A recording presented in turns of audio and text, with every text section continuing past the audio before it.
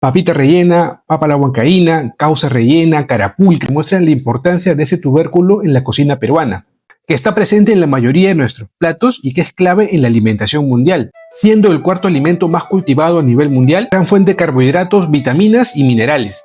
Es fácil de sembrar, cosechar y se adapta a multitud de climas y altitudes, creciendo desde los 0 metros hasta los 4000 metros sobre el nivel del mar, y posee un ciclo muy corto de maduración. Por eso fue muy importante para muchos pueblos y culturas andinos desde hace miles de años, y sigue siendo parte importante en la seguridad alimentaria mundial. Por eso hoy veremos la historia de la papa, sin nacionalismos, y como siempre no solamente veremos su historia, sino también su importancia cultural y religiosa. Y como fuentes vamos a usar a Papa, Tesoro de los Andes, del Centro Internacional de la Papa.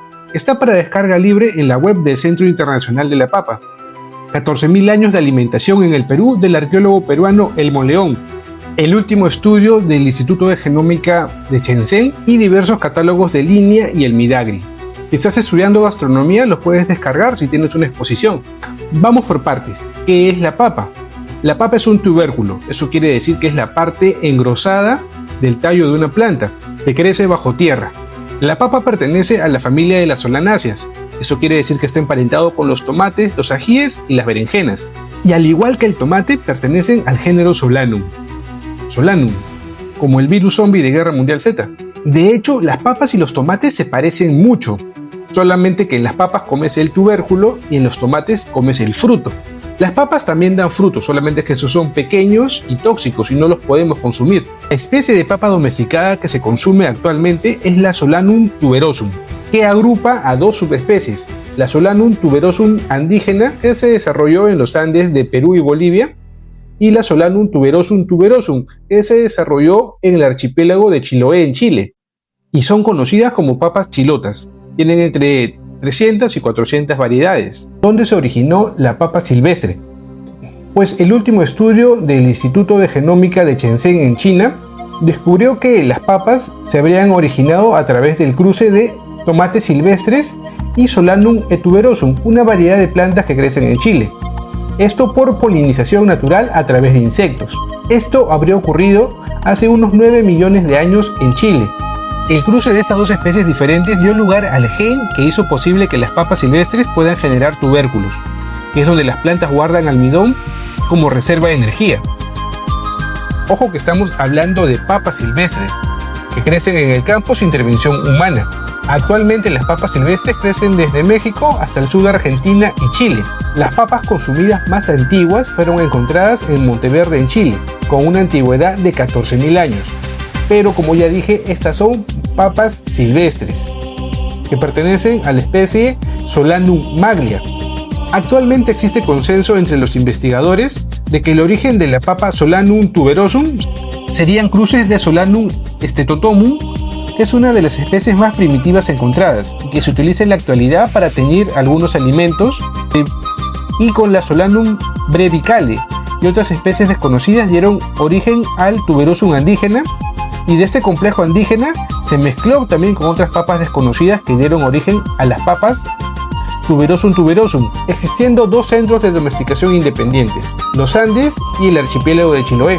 También existe consenso que fue en el altiplano peruano-boliviano donde se empezó a domesticar este tubérculo, hace aproximadamente 8.000 años, y esto se sabe por los miles de variedades que existen en esta zona, incluso existiendo una variedad llamada rookie, que no puede polinizar por sí sola y necesita de intervención humana. Esta es una papa amarga que resiste muy bien a las heladas y se utiliza más que todo para hacer chuño. Pero entonces, si la papa no se desarrolló solo en Perú, sino que también se desarrolló en Bolivia y en Chile, ¿por qué decimos que el Perú es la cuna de la papa? Y no me vengas con ese rollo nacionalista de que antes eso era Perú por el Guatamantinsuyo y los incas y que después también era Perú por el virreinato. Como ya dije, la papa se empezó a domesticar hace 8.000 años. 8.000 años. ¿Sabes cuántas culturas, pueblos y etnias han existido solo en esa zona? Hace tantos años. Ni siquiera las estrellas estaban en su mismo lugar. Pues la razón es la siguiente. Muy por el contrario de que la gente cree que en el Perú existen 4.000 variedades de papa, lo cierto es que existen 4.000 variedades de papa en toda América. No solo Perú posee más de la mitad de esas 4.000 variedades. En Perú tenemos 2.301 variedades de papas domesticadas y existiendo 200 variedades silvestres que crecen desde México hasta Argentina y Chile. Y de esas 200, en el Perú crecen 91. Tenemos 2.301 variedades de papa domesticadas. 2.302 si contamos al Papa León XIV, frente a las 1.300 que crecen en Bolivia y a las aproximadamente 300 o 400 variedades de papa que crecen en Chile. Entonces se dice que Perú es la cuna de la papa porque es el país con la mayor cantidad de variedades de papas domesticadas y silvestres. Pero también debemos reconocer que estos países hermanos tienen sus propias variedades y que jugaron un papel importante en la domesticación de este alimento tan importante para la seguridad alimentaria mundial. Y ahora sí vamos con la importancia cultural y religiosa. En la cosmovisión andina, muchos alimentos no eran solo alimentos, sino que tenían un rol en la sociedad y en la religiosidad de los pueblos. Con la llegada de los españoles, la papa fue llevada a Europa, donde tuvo una historia muy interesante, llegando a salvar a Europa del hambre, y forma parte importante de muchas gastronomías, como la irlandesa, que basa mucha parte de su gastronomía solo en la papa. Pero ese es tema para otro video. La papa fue tan importante que se utilizaba como medición del tiempo y el espacio. Se medía el tiempo en lo que se demoraba en sancochar una papa. Existía el papacancha o topo. Era la extensión de terreno que tenía una familia para sembrar papa, según la altitud. Es decir, a mayor altura la tierra debía descansar, de manera que un topo en una zona alta era 7 o 10 veces más grande que el de una zona baja, y la tierra tenía que dejarla descansar durante 5 años después de la cosecha. En algunas culturas la papa era considerada una deidad y era llamada Mama Yacta en quechua o Yata en aymara, que significaba Ayu, la unidad básica de la sociedad andina. La papa era considerada como Uku Pacha, o mundo interior de los muertos, del pasado y del futuro.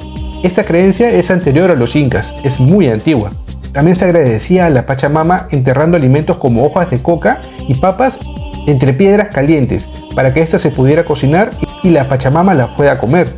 Existían divinidades de la papa como el Axo Mama, que era la hija de la Pachamama. Era un alimento considerado causai, que significa sustento de vida, y era consumido por todos, sobre todo por los Huacharruna, que serían las personas pobres.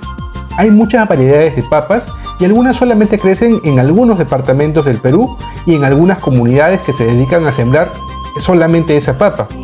Puedes bajarte los catálogos de las papas nativas de Liña y del Midagri, porque estar orgulloso de lo nuestro no es solamente decir tenemos miles de variedades de papas, cuando no sabemos sus nombres y los lugares donde se producen, y sobre todo la importancia que ha tenido para diferentes culturas a través de los 80 siglos que se empezó a domesticar.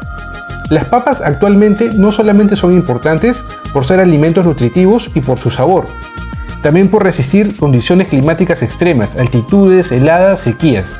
Ese nivel de adaptación las convierte en orgullo cultural en las diversas comunidades campesinas que se dedican a cultivar papas nativas. Algunas culturas como los mochicas hicieron representaciones de papas en cerámicas. Muestran figuras de papas, seres de papas antropomórficos, ligados a su cosmovisión.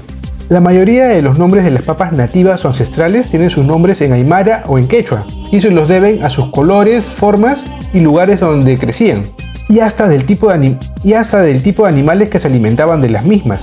Eso también como muestra de resistencia cultural. Actualmente en el Perú existen dos tipos de papas, que no debes confundirlos con las variedades.